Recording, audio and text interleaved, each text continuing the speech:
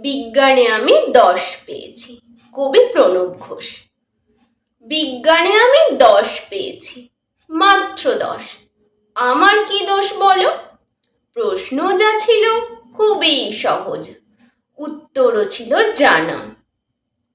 ভাগ্য আমার সহায় ছিল না, পৌঁছতে হলো দেরি।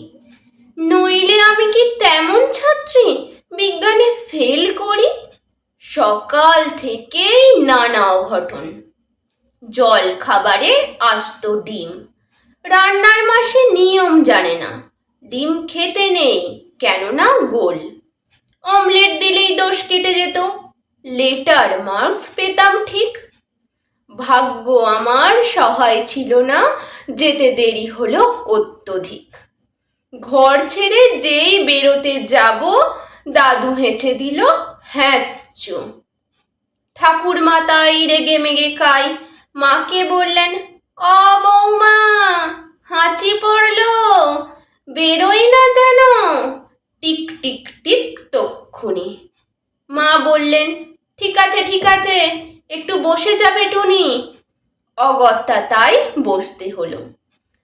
হাঁচির বিপদ যেই না কাটলো, চৌকাঠে পা, আবার বাধা পড়লো টুনি, ঘরে বসে যা।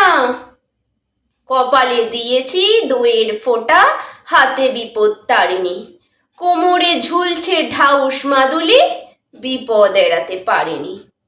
অতি সাবধানে ঘরের বাইরে যেই না গিয়েছি, কুট্টি বোন চেঁচিয়ে উঠল দিদি দেখ দেখ, পাঁচিলে একটা পাখি, কি সুন্দর, হলদেতে ঠোঁট, লালচে চোখ আর বাদামি পিঠ।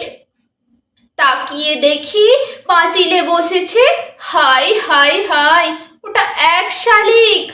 রিকশো কাকু দিচ্ছে তারা, কিন্তু যাবার জন্যেই। বাড়ির সবাই শালিক খুঁজছে, আয় রে শালিক আয়। আর এক শালিক না দেখে টুনি কি করে স্কুলে যায়?